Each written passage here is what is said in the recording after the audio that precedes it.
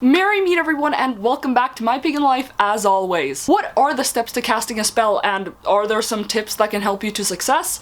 Well, that's what I'm here to talk about today.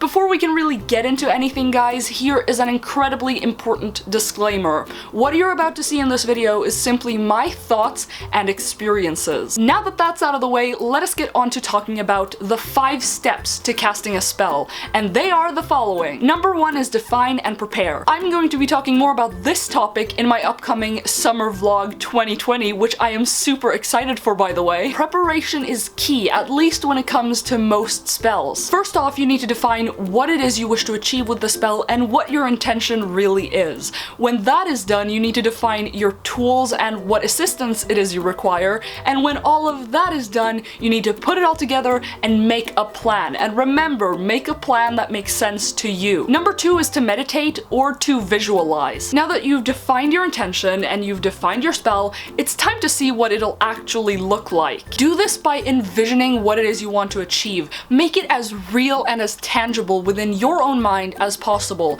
I'm talking sight, hearing, smell, taste, whatever. It doesn't really matter what you do. The reason why this matters is because it'll help you be in a state of mind where you will actually be able to achieve more with your spell. Focus on what matters and don't get distracted. Step number 3 is quite simply to cast the spell itself. The process of casting a spell will look different depending on both the practitioner and the type of spell that is being cast. Generally speaking, I would say that more or less all spells contain the same 3-step formula, which is basically grounding yourself, raising energy, and then releasing said energy. I can talk more about this in a separate video if you guys are interested. Number 4 is don't obsess. You know, when we cast a spell, we're often left to think to ourselves like, how long will it take? Will the spell actually work? But as per my experience, the best thing you can do is to not think about it too much, because the moment you start obsessing, you are putting your energy in the wrong place. Instead, what you should do is to move on to step number 5, which is to act in accord. Maintain the mindset that is relevant to your goal and to your spell. Act, think, and speak in a way that better aligns with your intention and goal. Make every bit of energy you spend on something count, because I promise you that casting a spell without the appropriate approach and mindset is going to defeat the purpose entirely. Basically, always strive to achieve your goals and use the spell as a boost. And those were the 5 steps to casting a spell, at least according to my experience. And now I just want to share with you guys the 5 tips that I have found really helpful when it comes to casting spells. Number 1 is to be in a neutral state. It's okay if your emotions are the driving force behind you doing a spell. Emotions make for a great energetic foundation for your spell, but being as calm and as rational as possible will help you with the process of spell casting in and of itself. So say that you're very vengeful, or you're overly excited, or you're simply filled with grief. Now, if you're on that emotional peak, I would suggest that you let some of that pass and slide before you engage in spell casting. And this can apply to other bodily states as well. Like if you're super famished or you're super parched, then don't do spell casting.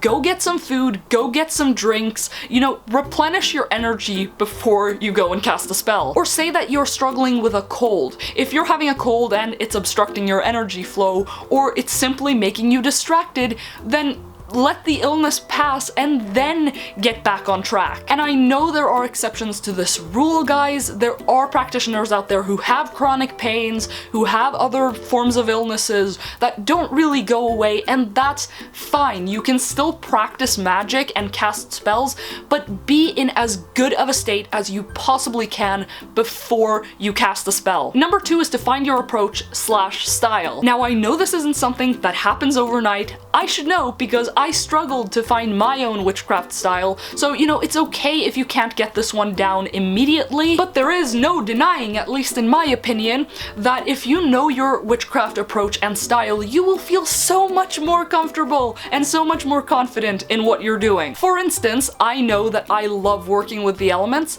and my general witchcraft approach is a minimalistic one. Now, it may be completely different for you, and that's really the beauty of all this. Find what works for you so that you can practice your intention even more magically and effectively. Number 3 is to train your mind. When you train your mind, you are the one who gets to decide how you use your brain power. And trust me when I say that this is an incredibly important skill that is very useful for Magick, and it's going to help you be more successful overall. Training your mind is about being able to focus and getting into a certain state of mind that is going to help you achieve what you want to achieve. A lot of people love to do this through meditation, but you can also do it through disciplined study of some kind, or through some other type of visualization techniques. It can be whatever, so long as it works for you. Number 4 is to keep silent. Now this step really depends on the situation. If your spell directly involves another person or it affects them in some way, then I'm not gonna lie, getting their consent and notifying them can actually be pretty important. And sometimes sharing your magical intentions with another person can actually be really beneficial. However, and this is my point, if none of these points apply,